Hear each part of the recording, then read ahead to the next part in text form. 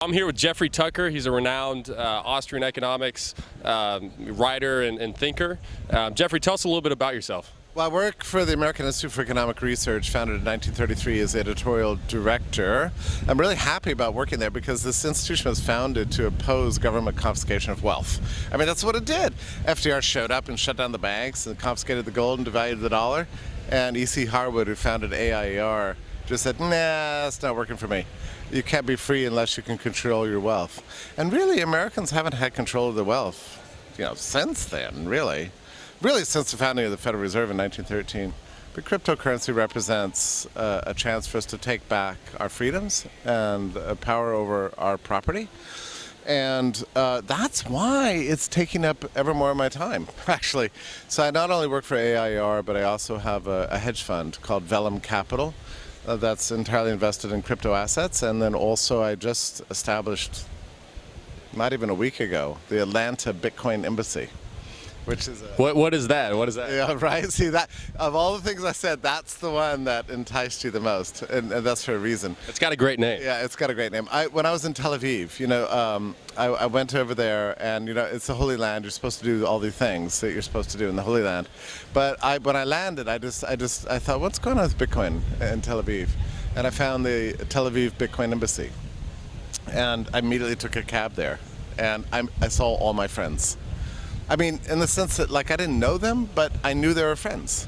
And that's where I spent most of my time in Tel Aviv doing, was hanging out at the Tel Aviv Bitcoin Embassy, and it was fun. I mean, there's people from all walks of life coming in, and they're drinking wine, talking crypto, and using the ATMs and holding seminars, and I was just so happy. And then I got back to Atlanta, and I thought, wow, there's something missing here. We have meetups.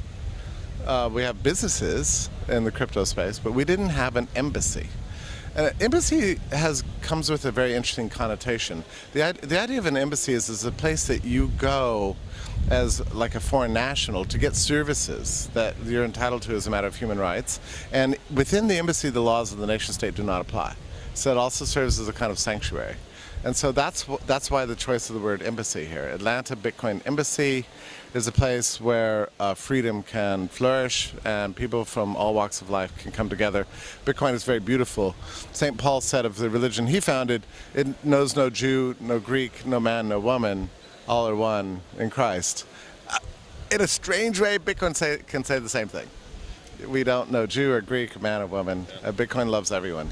Well, that's interesting being here at Anarchopulco, that sense and feeling of community, and just you connect with everyone almost instantaneously. What do you have to say about the community and the emotions that you feel when you come to this conference? Well, I think back, and I've read a lot of philosophy, and you read all the philosophers of the ancient world, and the best of them always aspired to have a world of universal peace and aspiration of human dignity for every human person. They never imagined a way we could get from here to there.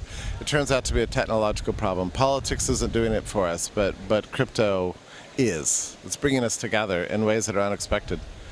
And I think everyone knows this. People have a conviction about Bitcoin and crypto markets in general that everyone is invited because it's all about what you own and what you do, and nobody is refused. It's censorship resistant, or really impossible to censor the networks. And so I think in a way, we thought in 2009 that Bitcoin was going to be a currency. It turns out it might be a new civilization. Wow, that's incredible. Yeah. How many years have you been coming to this conference? Oh, Anarchopulco. This, I think, is my second year only. But it's a wonderful event. I love the culture here. I think the organizers did a very good job. All the speeches have been fantastic. One stage, top-notch speakers, everybody's really excited.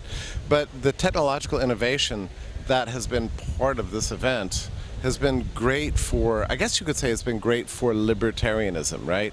And in a way, we're sort of post-libertarian. Like, libertarianism used to be about politics and political organizing and sort of being a movement. But now we realize we don't really want to take over the state. We want to be post-political. We want to invent something completely new that bypasses all the apparatus of power, coercion, and compulsion that has ruled the world for so long. A movement cannot live without hope. And for so long, libertarians just didn't have any hope because we didn't know we didn't know how to do what we wanted to do. So we'd post on Facebook, we'd get in arguments, we'd have Twitter wars, we'd write articles and that sort of thing. But now we have something positive to do. We can build great enterprises that are humane and beautiful and profitable. So it's perfect for us. So you said we're post-political. Would you still describe yourself as a libertarian, or are you now an anarchist? I have no problem using the term libertarian. I worry sometimes it doesn't mean what people think it means. So I tend to toggle in my own self-description between liberal, which I think is actually the historically accurate phrase, and anarchist, which to me represents my ideal of my conviction that society can manage itself better than the state can manage society. So I have no problem using the term anarchist. I like using the word anarchist because it's a good conversation starter. So, yeah, it's very, very, very provocative. Yeah, if you can get there intellectually to imagine a world without the state and have a conviction that things won't be perfect, but at least they'll be always improving, and that we have a model for correcting our errors and gradually building a better society for everybody. That's a big moment in life, and I don't think you ever fully step back from that. And I like it because I don't know if do you live in the United States? Yeah, I live in Austin, Texas. Okay, so American culture has been poisoned so fundamentally by politics, and it's pervading all of our lives and our relationships. And it's getting worse. Yeah, we saw that with this last election where family members would stop talking to each other, where friendships were destroyed over an election. And it's even getting more deadly than that. I mean, it's destroying friendships like even now. And it's not just Trump versus Hillary. It's kind of cultural Marxism is invading every nook and cranny of life. So everybody's suspicious of everybody else. Blacks suspicious, whites, men suspicious of women. It's like, folks, we don't have to do this. I mean, it's just terrible. Do you think cultural Marxism is the enemy? Well, it certainly is. Identitarianism in general is a poison to human life. I mean, it makes living the good life impossible. Identitarianism. Once people stop believing in ideals and only believe in biology, and think there's irreconcilable conflicts based on gender and race and all these things that people invent, this is a great way to ruin the world, actually. And we seem to be doing a good job of that in the United States. How do we defeat it? I think the best way to defeat it is to come up with something better, and in my case, to live a life of liberty is the right way. I mean, one of the things that's been beautiful about being in Mexico, I know Mexico has its own political problems, but at this conference you've not felt them at all. I mean, that's why you feel a sense of happiness and community here. You know this. I've definitely felt it here. Felt it? Yeah. Because as an American, you gradually get used to believing that life has to be upsetting all the time, and you come to Mexico and suddenly it's like you leave all that behind. You're like, wow, life can be actually grand. And the beaches help too. the beaches and the cocktails. But maybe we can take some of this ethos back with us to the United States and live more peacefully with each other and inspire people to a better view. I'm very concerned about the United States and the political culture, and it just doesn't seem, there seems to be no end to it. It just seems to be getting worse and worse and worse. And this is actually why I wanted to have the Bitcoin Embassy. It's like I want to be a source for positive change, not ever more conflict. And Atlanta is a very interesting community. It's heterogeneous culturally, and like the social strata is very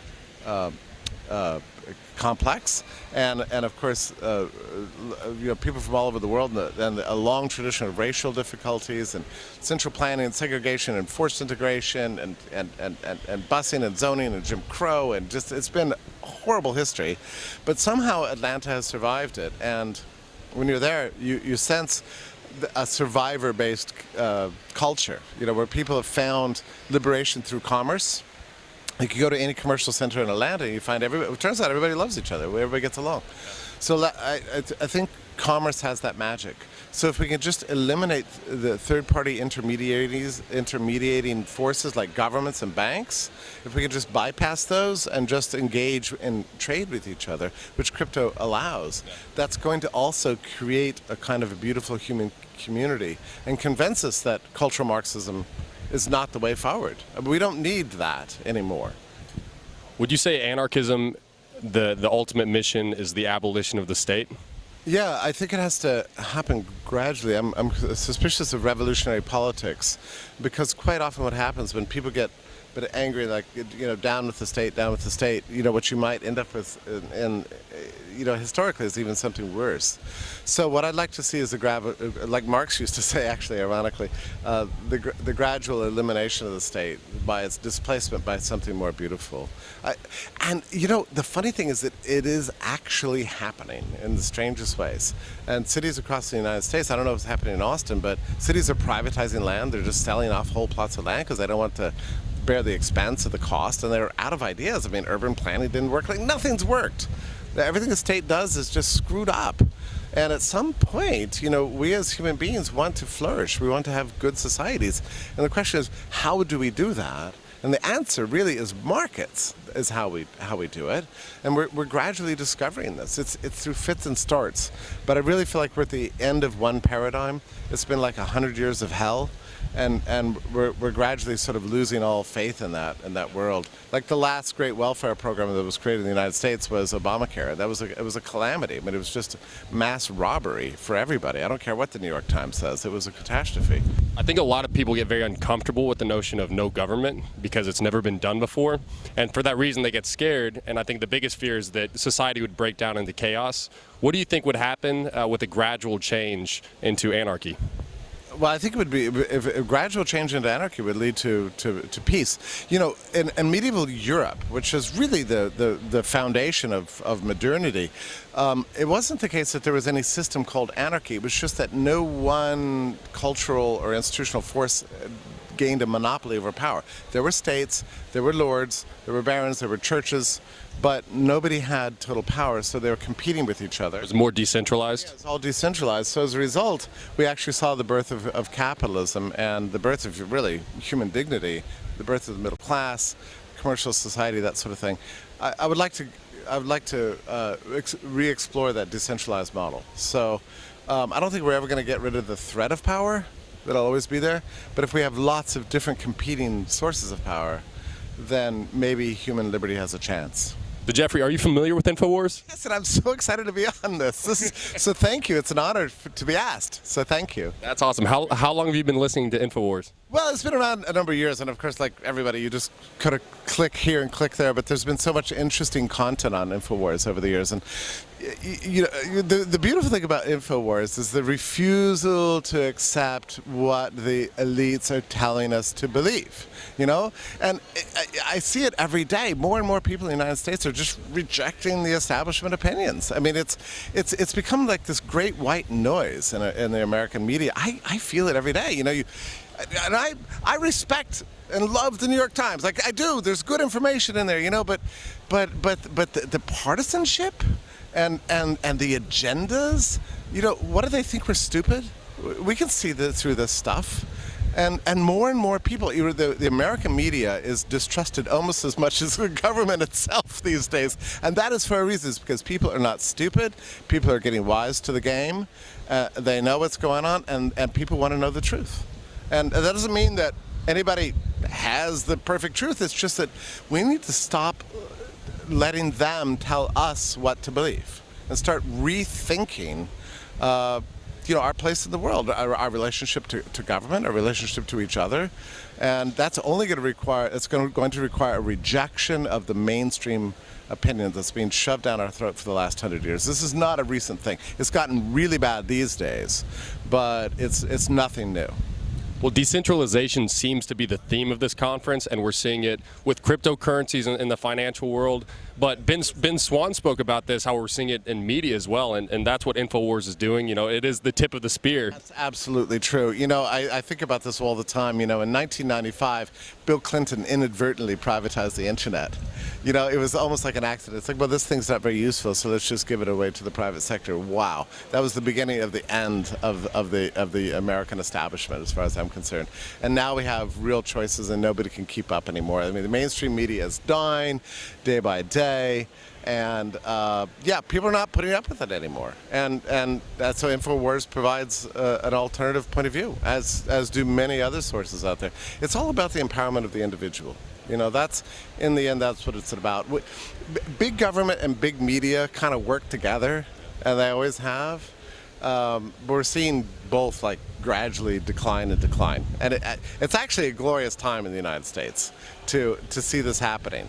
Yeah, and we're seeing all-time highs of distrust in the general public of America with the media. You know, I was looking at the polls the other day. Back in 1962, if you asked the average person, do you trust the government to do the right thing? More than 2/3 of Americans said yes. Today, it's 18%. Now, you have to ask yourself, how long can a system survive with only 18% public confidence? You know? I mean, it just can't. There's too many anomalies in the prevailing system to survive. And you might say, well, when is it going to change? When are we going to get rid of this Leviathan state? I don't know. It could happen tomorrow. It could take 10 years. It could take 20 years. I don't think so. You know, what you've got right now is a ruling class that has hegemony without consensus, without even a modicum of public approval beyond like 10-15%. That is an unsustainable situation. Do you think it's possible for the government to regain that trust? I think it's too late. I really do. I mean, and Trump understands this. You know, I mean, he's nothing if not a good salesman. And he has, like any great entrepreneur, has the ability to discern what it is that people are feeling and thinking. He's been way ahead of everybody else on all these things, right? And he gets that people do not like the way things are. They do not like the establishment. Ironically, I think he doesn't quite have an ideology, but he understands that the present system's not working, and he wants to be popular, and that's leading him to gradually dismantle a lot of the structures of power. Not all of them, but in very important ways. And I don't know what the world looks like after Trump. I don't think American politics is ever going to be the same again. In fact, everything's falling apart. I mean, all the pieces are collapsing. And you know, the banking system above all else. I mean, you have to understand something, that like 100 years ago, the central bank was established to be the monopoly bank in the United States with one money, and all money must go through it, and through this means it would plan the U.S. economy using the best science. That was the idea, but it fundamentally depended on retaining this monopoly. Cryptocurrency comes along and like penetrates that monopoly. It's actually already done the work it was supposed to do. It's like a little bit like if you could drill a hole in a dam, you know, that's holding back the sea. You don't have to break down the whole wall. You have to just get one leak in it, and then it's going to gradually crumble over time. And that's what cryptocurrency is doing to the existing central banking establishment. It's breaking down the money monopolies and giving us something that's actually more truly American. How long do you think it will be before that dam breaks? Well, it's happening very fast, and it's happening much faster than the regulators can even keep up with it. You know, if you can look at the central banker speeches and their conferences and the papers coming out, they are aware of what crypto is. They just don't know what to do about it. And if you look at the passion at this conference, and I was just in Satoshi Roundtable last week in Cancun, but there's conferences all over the world, and the user base is increasing. Now the market cap of crypto assets is once again past $500 billion. It's like if they wanted to crush this thing, they should have started 5 years ago. For now, it's just a little bit too late. So I don't know. History is on fast forward. We're moving very, very quickly. And I think if you want to understand what's happening, you have to detach yourself from the mainstream media. You have to look at alternatives like InfoWars and others. If you're not doing that, you are not understanding the historical moment in which we live. One last question. Okay. What do you have to say to the InfoWars audience and to Alex Jones? Well, thank you for all you do, and thanks for InfoWars for at least for providing an alternative. And Alex Jones, I hope we can catch up some point. Thank you very much, Jeffrey.